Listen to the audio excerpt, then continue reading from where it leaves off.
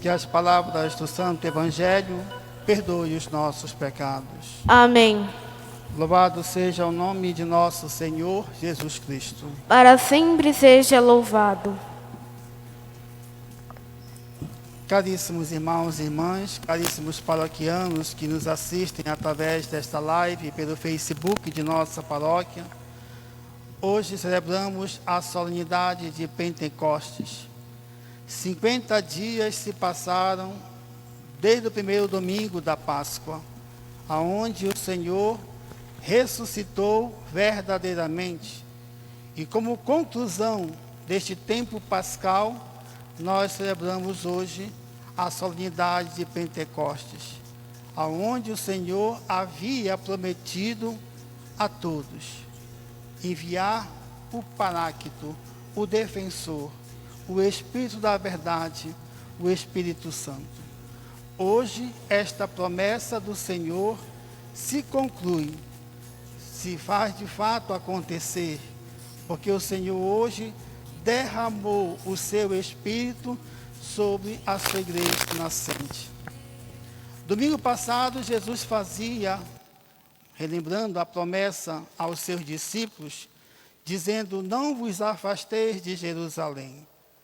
Daqui a uns dias, a promessa do Pai irá se concretizar, aonde hoje, passado uma semana depois, o Senhor, portanto, concretiza a sua promessa, derrama o seu Espírito, o Espírito do ressuscitado, o Espírito Santo. Por isso, é necessário que os discípulos permanecessem em Jerusalém. E em Jerusalém, ali no cenáculo, como nos mostra a primeira leitura no Ato dos Apóstolos, do Gênesis, o Ato dos Apóstolos, aliás, nos mostra justamente a experiência dos discípulos, que estavam ali trancafiados, aguardando a promessa acontecer. Por isso começa dizendo o Ato dos Apóstolos, que é o mesmo autor do Evangelho, São Lucas, no caso, escreveu também o Ato dos Apóstolos. Diz então o evangelista Lucas no Ato dos Apóstolos: quando chegou o dia de Pentecostes, os discípulos estavam todos reunidos no mesmo lugar. E de repente veio do céu um barulho que encheu a casa onde eles se encontravam. Então apareceram línguas como de fogo que se repartiram e pousaram sobre cada um deles. E diz ainda: todos ficaram cheios do Espírito Santo, inclusive Nossa Senhora, que se encontrava também no cenáculo com os discípulos. É a promessa realizada de Jesus. Portanto, movido pelo Espírito Santo agora, os discípulos vão continuar a missão de Jesus. Por isso, se domingo passado, Jesus, na sua ascensão, encerra, portanto, a sua missão, agora, com o envio do Espírito Santo, que é o protagonista da missão, é o Espírito Santo que vai animar os discípulos de Jesus a continuar a sua missão. Por isso, Jesus, portanto, derrama o seu Espírito sobre seus discípulos. E por que não dizer sobre nós também, que somos hoje seus discípulos e missionários, que fomos configurados ao corpo místico de Cristo, quando nós fomos batizados, recebemos também o Espírito Santo.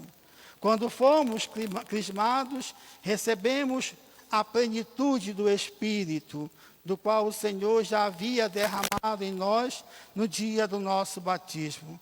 Por isso, todos nós somos chamados a testemunhar Jesus, em qualquer canto que seja. E é interessante que ontem, na missa da vigília, dizia ali, no livro do Gênesis, quando o povo ali pensou em construir uma grande torre para chegar até aos céus, O céu significa a morada de Deus, onde está a presença de Deus. E o homem quis fazer uma grande torre, uma grande construção. E aí Deus diz, não, basta. E tudo aquilo ali se confunde. Deus confunde ali a linguagem daquele povo. Ninguém se entendia. Por isso, naquele lugar, dizia ontem, é conhecido como Babel, porque é o lugar onde Deus confundiu as línguas, Babel. Ninguém se entendia mais.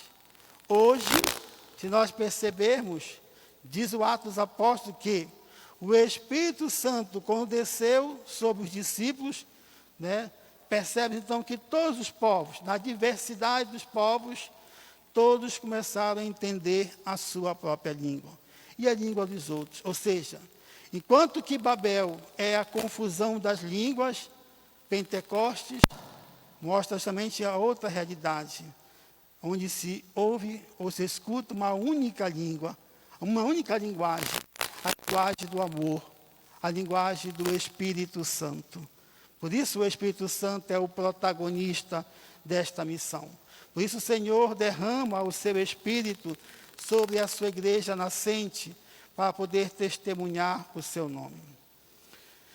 É importante perceber duas coisas, tanto no Atos dos Apóstolos, como também no Evangelho de hoje. O Atos dos Apóstolos é narrado, é escrito por São Lucas, evangelista.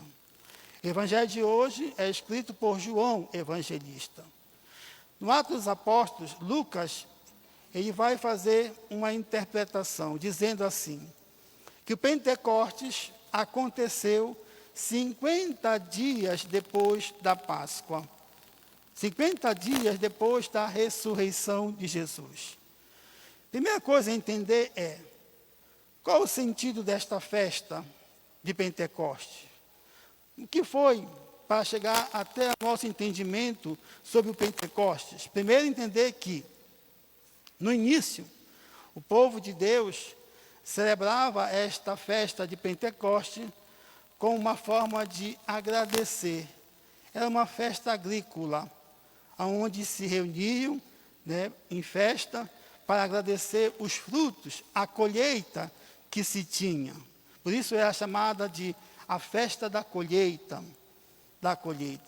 Então, logo, o primeiro entendimento do Pentecostes é entendido como uma festa da colheita, para se agradecer a Deus por todo aquele fruto que se tinha anualmente. Depois, o povo de Deus modificou um pouquinho o sentido dessa festa. Não mais da colheita, agora passou-se a ser a uma festa onde vai se relembrar a aliança do povo, onde Deus constituiu com o povo uma aliança, quando Ele libertou o povo da escravidão do Egito. Deus estabelece uma aliança com este povo. Por isso, então, torna-se a festa de Pentecostes como uma festa da aliança, para lembrar, portanto, que Deus vai constituir com este povo uma aliança com este povo. Para uma linguagem mais testamentária, hoje, portanto, os cristãos lembram, portanto, que Pentecoste, associada a esta festa de Pentecostes, está ligado, então, na compreensão de Lucas, 50 dias após a ressurreição de Jesus. Jesus ressuscitou há 50 dias atrás, domingo da Páscoa. Passados 50 dias, então se celebra, então, para Lucas, evangelista, o Pentecoste. Ele derrama o Espírito Santo sobre a sua igreja, 50 dias depois. Lucas faz lembrar isso, aonde Cristo ressuscitou e depois de 50 dias envia o Paráclito, envia o Espírito Santo sobre a igreja. Por isso que encerra-se a missão do Cristo, de Jesus, e inicia, portanto, a missão da igreja. 50 dias depois. Para João evangelista, há uma diferença. Se para Lucas era 50 dias depois da Páscoa, para João evangelista, vai dizer que é no mesmo dia da ressurreição. Escutem bem o que diz o Evangelho de hoje. Ao anoitecer daquele dia, o primeiro da semana, logo era o domingo, já à tardinha. O primeiro dia da semana é o dia da ressurreição de Jesus. Ao anoitecer daquele dia em que Jesus havia ressuscitado, estando fechadas as portas por medo dos judeus, as portas do lugar onde os discípulos se encontravam, Jesus, ele entra, ele põe-se no meio dos discípulos, no meio da comunidade. E Jesus, então, vai fazer o primeiro ato, que é saudar a comunidade com o shalom, a paz. Paz essa que brota do ressuscitado. Por isso ele diz, a paz esteja convosco. A paz é dom do ressuscitado. É dom do ressuscitado. Por isso que, para João, ele é muito mais detalhista nos detalhes, né? No sentido da Páscoa, ascensão, ressurreição de Jesus. E também o Pentecostes. Então, para João, mostra aqui que nesse dia da ressurreição de Jesus, portanto, ele aparece à tardinha, saúda a comunidade com o shalom. E tem alguns dados interessantes, né? Depois de Jesus ter saudado a comunidade, os discípulos, ele vai mostrar as provas da sua ressurreição. Ele mostra para os discípulos as mãos perfuradas com as marcas dos pregos. Ele mostra o seu lado que foi transpassado pela lança do soldado. Por isso aqui são sinais de que ele está vivo, ressuscitado, e aparece no meio da comunidade, saudando a comunidade com o shalom, que é o dom do ressuscitado, a paz. Os discípulos, por sua vez, se alegram porque viram o Senhor ressuscitado. Jesus, portanto, novamente, saúda os discípulos com o shalom, a paz. Depois, um outro dado interessante de São João, Jesus vai enviar os discípulos, dizendo, como o Pai me enviou, assim também eu vos envio. E aí tem um outro dado interessante no Evangelho de hoje. Diz que depois que Jesus, ele vai soprar, ele sopra sobre os discípulos e diz a eles, recebei o Espírito Santo. O sopro de Jesus sobre os discípulos vai lembrar justamente lá no Gênesis, na origem de tudo, aonde Deus fez o homem do barro, da argila, e o que foi que Deus fez? Deus soprou na narina ou nas narinas daquele boneco, que tornou vida, deu vida, o sopro da vida ao homem. Este sopro de Deus, lá no Gênesis, é o sopro de vida, onde Deus cria o homem à sua imagem e semelhança. Aqui, o sopro de Jesus sobre os discípulos é também o sopro da vida, do qual vai gerar a igreja de nosso Senhor Jesus Cristo. Recebei o Espírito Santo de Jesus. E junto com este sopro, junto com este envio que Jesus faz à sua igreja, diz São João, que neste dia, Jesus, ele vai instituir o sacramento da penitência. Quando ele diz, recebei o Espírito Santo, a quem perdoardes os pecados, eles serão perdoados. A quem não os perdoardes, eles lhes serão retidos. Vamos fazer uma interpretação disso, para dizer que o sacramento da penitência, ou confissão, como nós conhecemos, não é uma invenção da igreja, não é uma invenção do Papa, não é uma invenção do bispo, não é uma invenção do padre para escutar ou saber da vida alheia. A confissão é um sacramento dom do ressuscitado. Dom do ressuscitado. Por isso, recebei o Espírito Santo, a quem perdoardes. Jesus está dando a autoridade à igreja para perdoar em seu nome. O padre, o sacerdote, o bispo, o papa, não perdoa em seu nome, ele perdoa em nome de Cristo. Por isso ninguém tem autoridade de perdoar pecado de ninguém. Só aqueles que estão conferidos a esses, por graça do sacramento da ordem. Só quem pode perdoar pecado no sentido de sacramental, estou falando na linha sacramental. Quem perdoa é o bispo, o padre e o papa, porque receberam o sacramento da ordem. Da ordem. Entendeu? Então, ninguém pode perdoar, conferir o perdão no sentido de sacramento, se não tem essa investidura para perdoar pecados. Porque essa investidura é dada quando nós somos ordenados. No dia da nossa ordenação, nós somos conferidos também a esta graça de perdoar pecado. E o padre não perdoa pecado por seus méritos. É graça de Cristo. É graça de Cristo. E é sacramento, porque está dizendo aqui, a quem perdoardes pecados, lhes serão perdoados, e a quem não os perdoardes, lhes serão retidos. Todos nós temos nossas limitações e fraquezas, porém, contamos com a graça de Deus para superar as nossas fraquezas, para poder ser revestido dessa investidura que é o próprio Espírito do Senhor ressuscitado. Ninguém pode dizer, segundo São Paulo aos Coríntios, ninguém pode dizer Jesus Cristo é o Senhor, se não ser, ou se não está agindo pela ação do Espírito Santo. Por isso, como diz, há diversidade de dons, mas um só é o Espírito.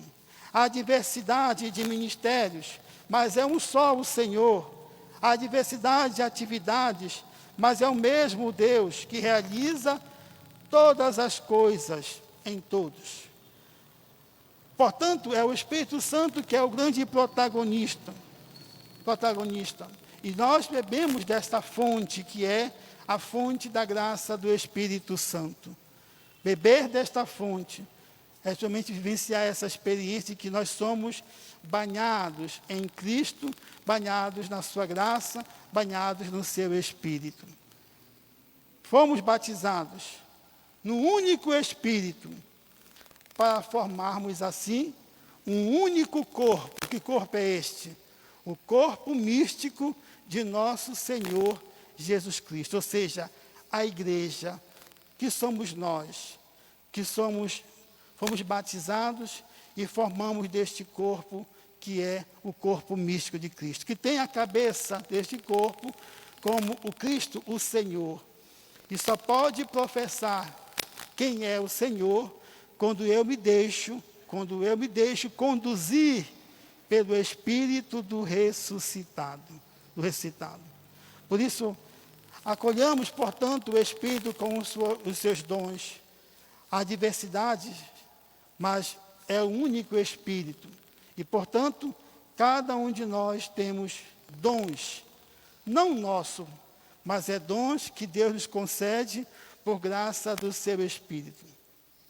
O próprio Espírito nos dá 7 dons: sabedoria, entendimento, ciência, fortaleza, temor de Deus, piedade e conselho.